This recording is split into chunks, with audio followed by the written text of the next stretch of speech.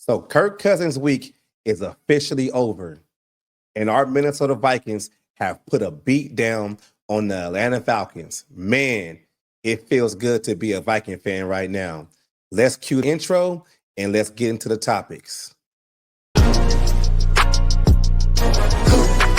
We in our Skol state of mind. We analyze how you play the line. Purple and yellow, we on the grind. D was the host and he's taking time. With expert opinions, we moving dominion. If passion is in you, then let's go continue. Bank on it just like a stadium venue. The topics we serving up just like a menu. We in our prime, high stepping. You feel the scene like it's cold peppers. Harder like Carter, but keep it smiling. Like this was the catch number 1,000. The show you gon' love it. You better tell your mama, cousin. The internet's talking and buzzing. So pull up a chair and just grab a drink. About the Vikings, tell us what you think. Cause we in our Skol state of mind. We analyze how you play the line. Everything purple and yellow, let's take it up a level. Start the show, yeah, it's time. Welcome, Viking fans. Welcome.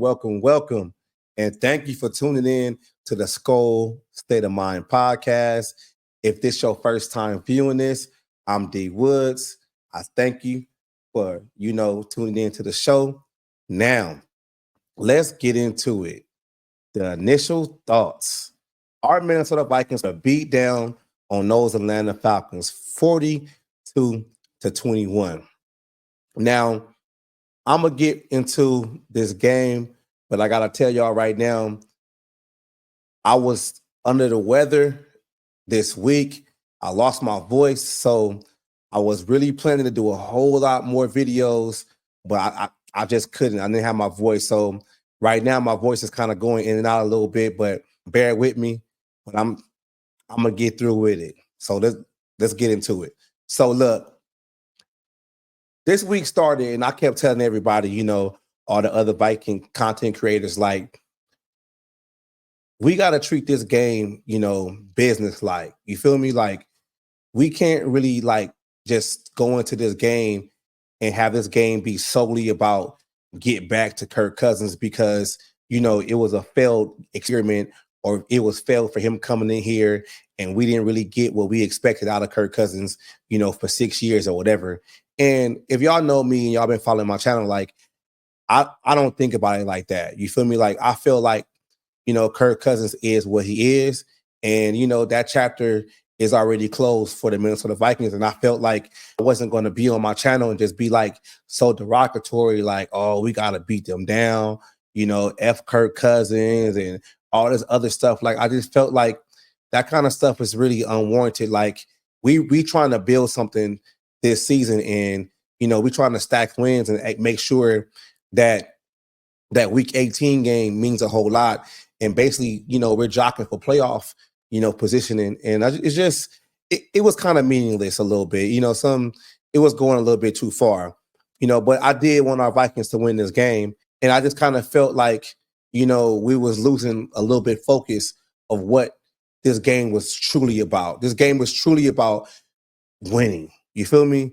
Like, it was truly about winning. Like, I understand the storyline, with Kirk and, Sam Darnold, taking over and stuff like that, but the game was about winning. So let's get into the game right now. I just had to, say that real quick. So, 42-21, like, man, it was rough for a little bit, right? I kind of felt like, damn, we might lose this game, like, it wasn't going right. Sam Darnold was taking sacks here or there, drives was stalling, but all of a sudden, like, I just feel like they just started rolling. I don't know what it was, but they just started rolling and they just got a rhythm and they just couldn't get stopped. And I just like what I'm seeing from this team. And I was on, if you followed me on live, and I basically said it on live at the end of the game, basically, like, this team has sold a lot of resilience. And, me backing up, and what I mean by that is that this team is showing that through adversity and through a lot of different situations through this season, that they can win in a lot of different scenarios. They can win in a lot of different ways. Like, they showed you today, they can blow a team out. They showed you, in past weeks that, they can win ugly. They can win pretty. They can win while the defense, holding the team up. They can win by the offense holding the team up. I mean, even so, they can win, when the offense doesn't score any touchdowns, and the special teams holds them up. Like, this team is really like learning how to win all ways. And I feel like that's going to build so much character for this team going forward. And in the playoffs is when you need that the most. So let's break down the offense. Man. So just like I said before, like the offense was kind of sputtering a little bit, early in the game. But, Sam had a great game. Like he had a great game. Like he threw 22 for 28 for 347 yards.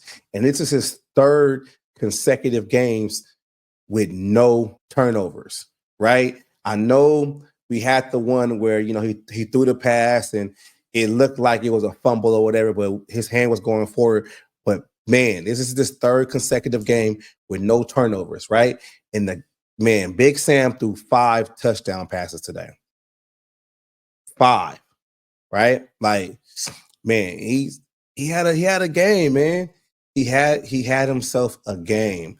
And I feel like the scheme that Kevin O'Connell, basically, mapped out for this game, it fit. Like, there was a lot of movement or whatever, and I just felt like, he kind of leaned on on the receivers a whole lot. It worked. And it's one thing I want to point out too, though, right? Like, and it's something that nobody's talking about. Wes Phillips coming down from the booth and actually being on the sidelines. We haven't had that many procedural penalties since he's been on the sideline. I don't think that's a coincidence. And I think that's something we don't talk about, in our fan base and in our content world either. Like, we just dismiss Wes and say, like, what does he do? And we talk about Kevin O'Connell. We talk about Brian Flores. We talk about Keenan McCardell. And we talk about, McNown. We never talk about Wes Phillips. I think that's something we need to talk about. The actual offensive coordinator is actually down on the field, but we never see him. So it's something to think about. It's something to think about. But I just feel like when this offense basically started rolling, it was just something that couldn't be stopped. Like man, Justin Jefferson all over the place. They basically had 2 touchdowns where nobody was around them. Justin had one where he just basically walked in backwards. Addison had one where he basically walked in backwards, man. I still want to see a TJ Hawkinson touchdown. Like, he's going to get one, but I understand, like, he's still coming back from injury. He's still rolling. It's going to happen. It's going to happen. But I will say the offensive breakdown, man, like, once it got rolling, it was straight. And I do like the balance that Kevin O'Connell brought with the running game. I like the fact that when the lead was a 2-touchdown lead, he leaned on the running game at the end of the game. That was something that, we talked about on this channel a lot as of, why are you continuing to throw the ball when you have the lead? And we all know, like, football 101, protect your lead by running the ball because you control the clock. And Cam Akers came in there and he had a great runs at the end of the game to control the clock. And I feel Kevin O'Connell is learning on the job. Like, this is his first coaching stint, in the NFL. And I feel like he's getting better with these situations and he's learning from his mistakes. He leaned on his running game at the end of the game and it worked. It worked. It really worked. So let's move on to the defense. Now, I have a few gripes about the defense, right? Don't give me too much pushback, but the defense had a few takeaways, 2 interceptions. That was great, but it's just it's still the same, MO that we have is middle of the field, being open again. Like, I feel Kirk Cousins, when he did have time in the pocket, they were able to exploit that middle of the field and one-on-one, man-to-man coverage, like they were to exploit that. But for some reason, when Brian Flores dialed up more pressure and they were able to, get Kirk off his base and, rush him off his passes, things got a little bit ugly. I mean, Dallas Turner played a whole lot today because Pat Jones didn't play. But it's just my gripe with the defense. Like, I understand the defense had, a dominant performance because they only held the Falcons to 21 points, and our offense scored 42. So I really can't complain about the defense too much, but that's just my only gripe really about the defense. It's like the middle of the field. That's just how you beat our defense. And I just feel like that's something that we should have worked the kink out about that. Now maybe, coming to the Ivan Pace could help that out, when he comes back. But that running game, like we've been talking about on this channel, and I've been talking about it on other, platforms also too, about, this Viking team has been one of the top run defenses in the league, but we didn't see that today. Like Bijan Robinson's numbers, he had 22 carries for 92 yards and 1 touchdown. And Tyler Algier had 9 carries for 62 yards. Like, they was running the ball when they needed to. Like, they was getting their chunk plays, running the ball. Like, they were getting it. They really was. And it just was like, it goes back to the theory that, my boy Yogi was saying, earlier in the week, like, yeah, we can say we're the best run defense in the league, but we're forcing teams not to run against us. And if you think about that, it's like, if we have a 2-touchdown league or we're leading the majority of the game, teams have to catch up. And the best way for them to catch up is pass, so they're just not running. So that's just something to look at that too. But now, pass-wise, like, Darnell Mooney went 6 receptions for 142 yards, but that McLeod dude, they feel like Ray-Ray McLeod was like everywhere today. Like, he was just catching like everything. He was just getting a little third down here and there. Like, man, like, that's just what I'm saying about the middle of the field situation. Like, we have to work on those situations, because I just go back to what I've been saying from the jump. Like, a more offensive minded team that can really execute like look what the Rams did to like a Rams team or a Buffalo. They're really going to be able to exploit this defense, with that holes. But maybe not. Maybe Brian Flores is just saying, like, I'm going to give you that. Maybe I'm going to just start saying that. Maybe Brian Flores is just saying, hey, I'm going to just give you that, and I'm not going to give you anything else. But we're going to see. We're going to see. We're going to see. Special teams, special teams, Real Riker came back, but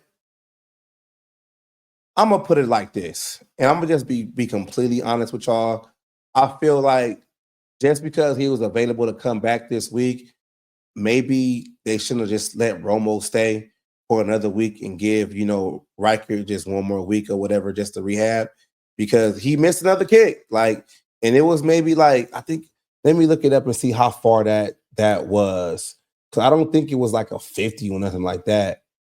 Yeah. Yeah, he missed a kick today. I think it was like a 30 or some shit like that. Really not sure. I gotta look it up. But yeah, like, he's a rookie.